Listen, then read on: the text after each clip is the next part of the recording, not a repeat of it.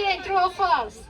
Declarative knowledge refers to knowledge about fact, concept, procedure, and rules. True or false? Declarative knowledge refer to knowledge about fact, concept, procedure, and rules. True or false?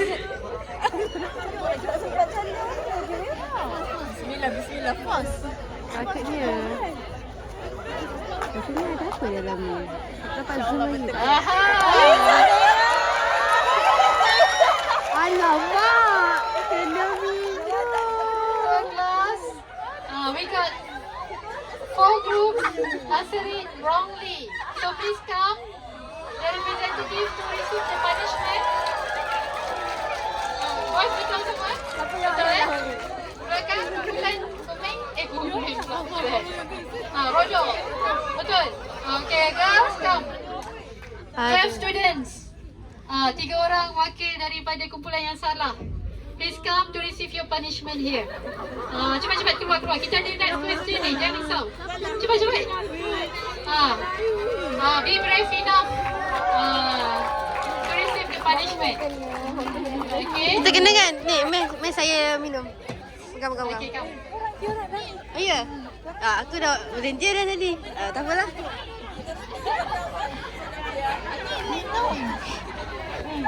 Relax. Kita mesti cari jawapan dulu.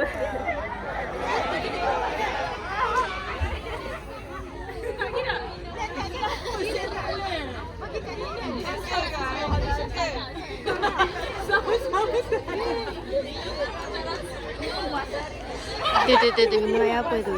Ya Allah, minum air apa tu? Ya Allah. Ya Allah, air apa ni? Ya Allah. Ya. Macam mustahil je nak dapat 6 public 6 tu. Tak apa, boleh lepas ni kita catch up. Lepas tu kita Ya Allah, minum air apa ni? Ya Allah. dia fall. Macam mana boleh? Yang tengok di sana. Dekat apa tu?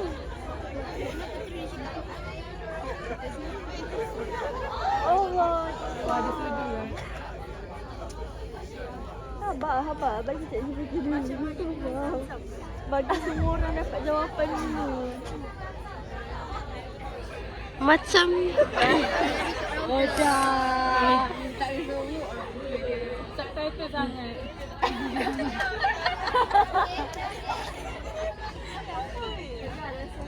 Apa je? Sedap.